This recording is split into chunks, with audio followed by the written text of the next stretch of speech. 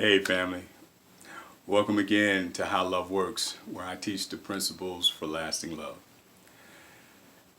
Today is going to be a pretty good one. I think what we want to talk about today is something that's unfortunately too close for comfort for many of us.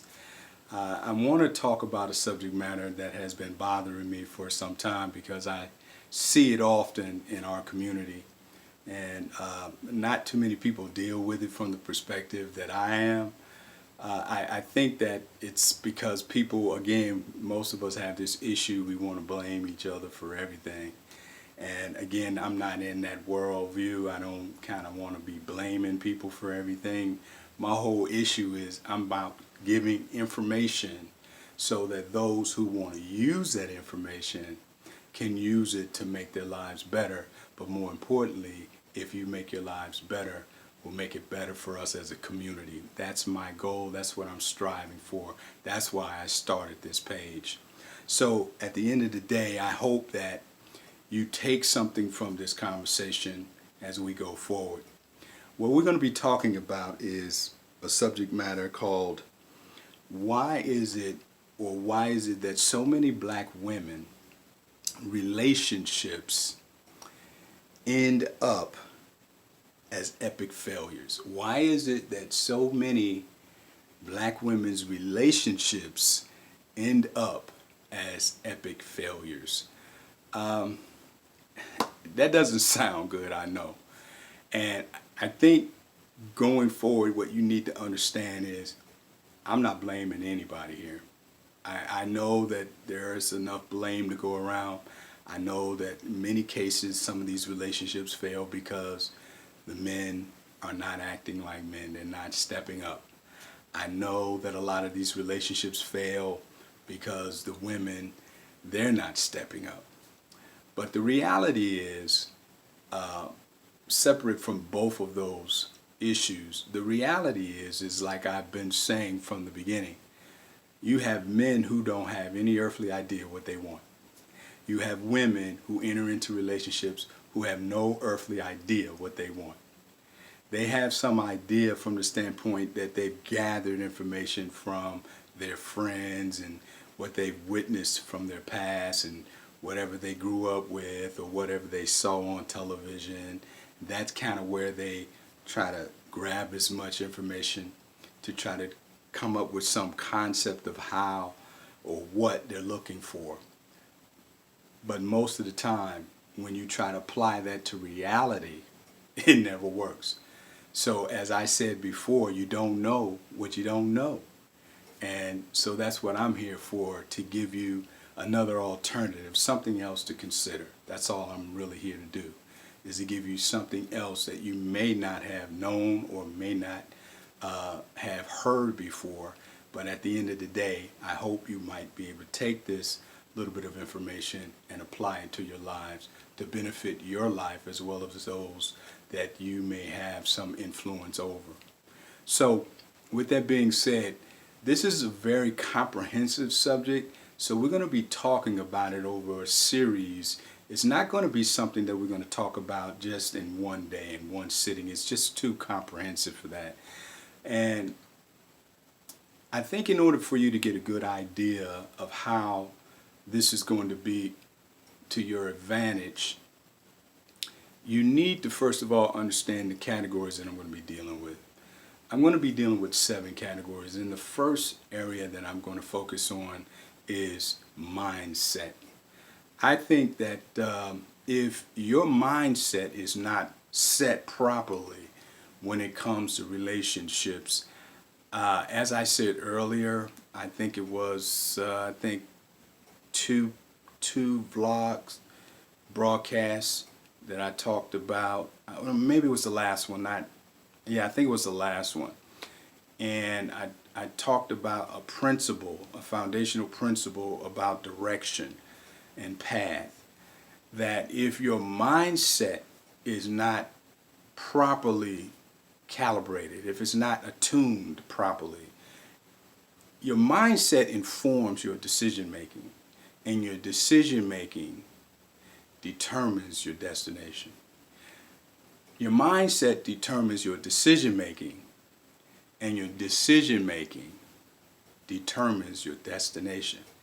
So, without sounding like I'm jumping on anybody, many of the relationships that ended up in the ditch or ended up as epic failures, I would dare say that 95% of it is because you were just ignorant. You don't really have any idea how to have a relationship. I know you don't. The reason I know you don't is because you've been in so many, and all of them have the same result. Nil, zero, nada. So it's obvious that you don't know what you don't know. So, my people perish for lack of knowledge.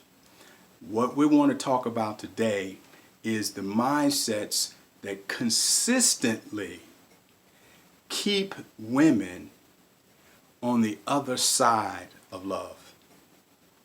They keep them on the other side of love. And see, it's my contention that everyone deserves to be loved. And so I'm going to do everything that I can to provide the information to help to make sure that men and women can come together and form the families that God intended so that we can take advantage of the vast resources of this nation. And I think until we can form quality families, quality relationships, that's the time, and I think that's really the only thing that's going to make it possible for African Americans to go forward in the coming decades. If we can't form our families, then it doesn't matter who the president is. And if you're foolish enough to believe that the government that enslaved us is going to help us in the future, you're sadly mistaken. But that's okay. I digress. What I think we need to talk about from the standpoint of a family is we want to make sure that get our families together. It doesn't matter what we need to do. We need to get together, stay together, start loving one another, start trusting one another. That's what we need to do. Okay, I'm going to leave that alone. Now, here's one of the first mindsets that keep relationships going in and out of the ditch. And it's very common. And it comes from an ideology that is very well known in America that has spread its tentacles across the pond or the Mediterranean Sea and the Atlantic Ocean and spread even as far as the Pacific Ocean and the different other parts of the world. It's called feminism. Feminism is an ideology that's really concerned about outcomes. And the outcome is they want to see outcome equality. And the problem with that is that there is nothing that's really equal in life. To be honest, you normally can't see equality in reality. You just normally don't see it. What I mean by that is that there are a lot of people who speak better than I do. There are a lot of people who look better than I do. There are a lot of people who are taller than me, make more money than me, have I guess you could say drive nicer vehicles than I do. Probably have much better job than I do. I guess the list goes on. Now the reality is that fair? Of course it's fair. It doesn't mean that the equity, that is the value he or she has as human beings, we have the same value as human beings. But in terms of my equity, our being equal dollar for dollar, that's not going to happen. It's just not going to happen. And so if you go into a relationship with that mindset, it's called an egalitarian mindset, where you're looking and you expect, remember what I said about foundational principle number one. I said the foundational principle number one was the path principle. The path determines your destination, and your decisions determine your path. And the ideologies or the belief system determines your decisions. So it really doesn't matter what your hopes and dreams are. If you get on the wrong path, it doesn't matter. It doesn't matter. You're not going to get to your destination. If your destination is lasting love, you're not going to get there. And if the past is any validation of that fact, by looking at your past, you can evaluate just from that. It must be true. It must be true that whatever it is that you've been doing that's put you on this specific path is not getting you to the destination of lasting love, which is what you want. Now, it takes a very mature, very authentic individual to see that. But unfortunately, we live in a society of victims now. Everybody's a victim, and sadly, far too many people are offended at everything. It's like we're living in a land of children, and everybody wants to be appeased, and everyone's self-esteem is the only thing that matters. But look what's happening. Our children are growing up without fathers and sometimes mothers, because even though our mothers may be there in body, they're not there in emotion. They're not there in spirit. And so we're seeing just a total dismantling of our families. And so if you have the mindset where you're going to go into a relationship where you're expecting dollar for dollar, point for point equality, you're not going to get it. That's not the way relationships work. Guess what? You don't even have to buy what I'm saying. That's okay. That's fine. I'll give you one example and I'll move on. My wife, she's the only person I can talk about without offending. I can't talk about your situation because I don't know you. And I can't talk about people that I do know because they may see this video. My wife does a lot of things better than I. She does a lot of things. And I could easily take the position that that's not fair. That's just reality. I don't have a problem with that. One of the reasons why I love my wife is because areas of my weakness she's strong. Areas of her weakness I'm strong. It's called complementarity. That's why God did what he did with the masculine and the feminine. We come together with that complementarity, and with that we create almost a new man, if you will. Mindset number one, egalitarianism and the expectation of equality. If you expect that, I'm going to tell you right now, if I was a single man, based upon what I know, and I found out that you were an egalitarian in terms of your mindset, we could never be anything more than friends. I could never marry you, ever.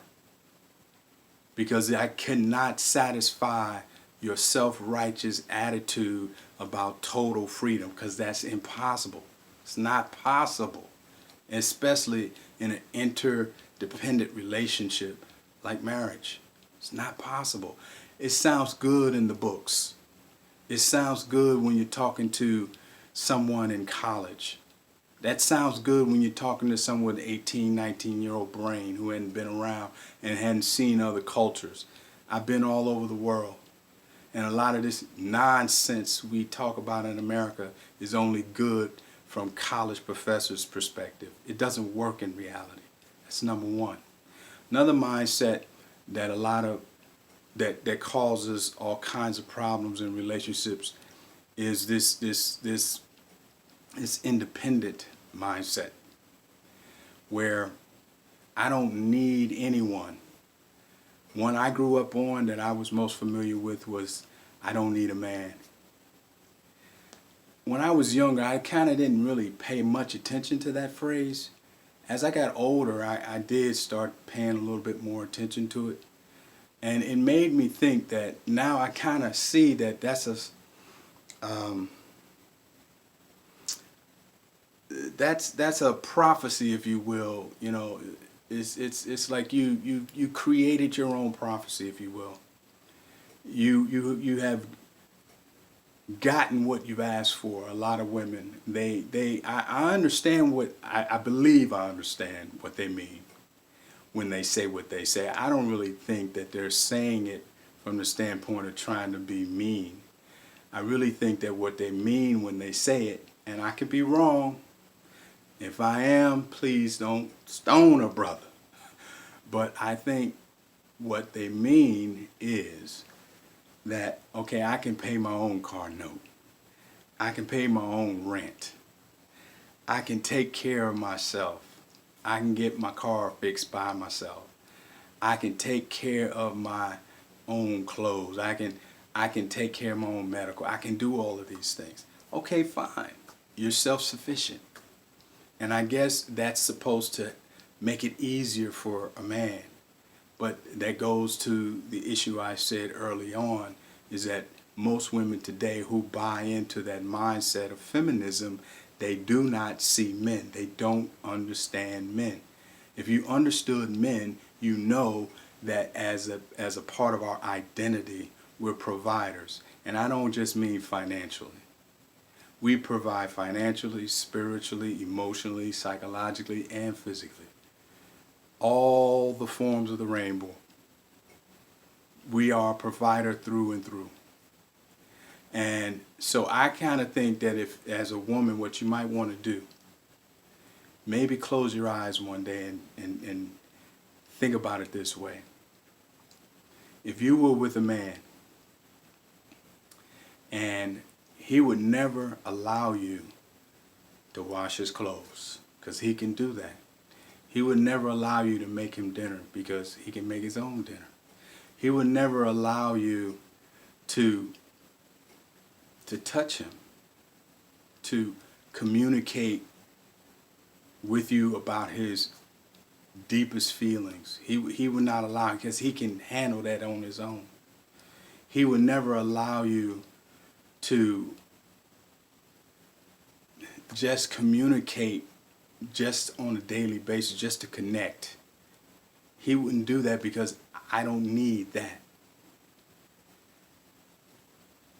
If the shoe was on the other foot and the man you was with didn't need you in an emotional, physical, and even in a domestic way, how would you feel? It wouldn't go over well, would it? You would find that you would think there's no need for you to be in this relationship. And so when a man hears that, I don't need a man, they take it literally because we're literal. Okay, you don't need a man. Okay, fine. You don't need me. And that's a mindset that is diametrically opposed to connection, to partnership. If you have that mindset, at least those first two, the mindset of independence, being totally self-sufficient, as it were, you're gonna have what you've been getting, which is you're gonna have a relationship that's gonna end up as an epic fail. I think another one that's big, and I'm gonna let it go after this because there are a lot other mindsets that women are involved in, but this is a big one here, and I'm gonna end it on this one. And there's a mindset of bitterness from unresolved issues from your past. A lot of women have had various relationships, and because they have not determined what their true needs are, they don't know what their needs are. They don't know how to have their needs met. They don't know how to ask for their needs because they have mindsets that has informed them incorrectly that if you are in love, the man should anticipate what you need and then just do it. Well, that's something that women do. That's another mindset where you look at me and you see you. Where you look at me and you think that I know what a woman knows. You think that I would respond and react like a woman would respond and react. When your standard of righteousness is applied to me, it doesn't work like that. I'm a man. I don't think like a woman. I don't feel like a woman. I don't anticipate like a woman. I'm a man. If you want a woman, you can be with a woman. But if you want a man, you need to understand how we are. And there's nothing wrong with me. There's nothing wrong with you. We're just different. That's it. So I'm going to say this a little bit and call it a day. When women never resolve their issues, and I think black people, and especially black women, black men are bad at this as well. This is not just a black woman issue. I think this is a cultural thing with black people. We probably are the worst when it comes to resolving our issues. We just don't want to deal with those pains, those hurts. And the result is that you can bury it, but it always comes back up. You can't hide it. So you might as well deal with it. Don't get in relationship after relationship and then make every man you get in a relationship with pay for the errors of the other guy. This comes down to just being accountable and being responsible. You need to be healthy before you enter into these different relationships. And you need to make certain you know what you want. Because to me, an adult woman who enters into one relationship after the other, after the other, after the other, and then when you go back and you evaluate all these relationships she's been in and out and in and out, and the only thing you can conclude is every guy was wrong. She never takes personal responsibility for any of her choices. Any of them. That's just not reality. Especially if you are trying to obtain love. Love is there. It's willing. It's open. But you only get what you are, not what you want. And if you are a bitter individual and you want to blame a whole population of men because you failed to resolve your issues and you failed to learn how to communicate your needs properly so that a man can meet your needs, because if you understood us, you would know we like to do things that work. Men, that's just the way we are. If your standards are such, you can filter out all the dogs and the little boys. But this last mindset that gets women in more trouble than anything is a mindset where women are engaged in sexual relationships with each man they get into because that's something they think they have to do. It's part of the relationship. That component makes everything, it just screws everything up. I'm going to end on this. When women get into relationships with men and they engage in sexual intercourse, the first thing happens, the very first thing a woman loses, which is the most attractive thing on her, she loses her authenticity and she loses her confidence because she gets confused. She gets needy. And once a man senses that, the respect level starts to wane.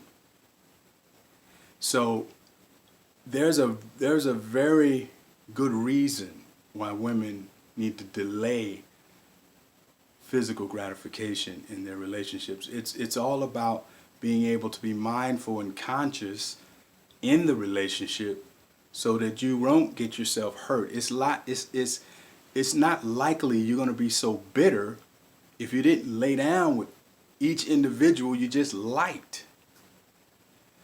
You don't sleep with a guy just because you like him or just because he makes you feel a certain way. That's a very immature way of having a relationship, but people do it because that's the culture. But as Dr. Phil would say, how's it been working for you? How's it been working for you? It's not working, right? So maybe we ought to try something different. That's what I thought. All right. You've heard the mindsets that constantly keep putting women in positions where their relationships constantly are failing. Those are the primary ones. Those are the ones that you all are familiar with. Again, if you change your mindset from from the mindsets that I've just described, and start learning a different mindset, which is the one I prefer, which is a growth mindset, which is a mindset that you're not going to go into a relationship and then you're just going to play your cards and lay down with every guy you like and just go for anything he says. You're going to set standards and boundaries. It's not hard. It's very easy. And then learn to ask for what you want. There's nothing wrong with that. You do it every day. Learn to ask for what you want, and you will get it if he's the man for you. He'll give it to you. That's one of the ways you know you're probably dealing with the right guy. But if all he wants to do is take from you, and all you're willing to do is give, or take from the guy, what I mean by giving is physically giving, or taking from him financial favors, but you won't take empathy from him, you won't take influence from him, you won't take anything of real value, then it's not likely your relationships are going to do very well. That's what we've talked about, and that's what we're going to end on. So next week, starting tomorrow, we're going to talk about the other remaining 6 categories of this issue. And I don't know how long it's going to last, but that was part 1. I'll see you on the other side. God bless you.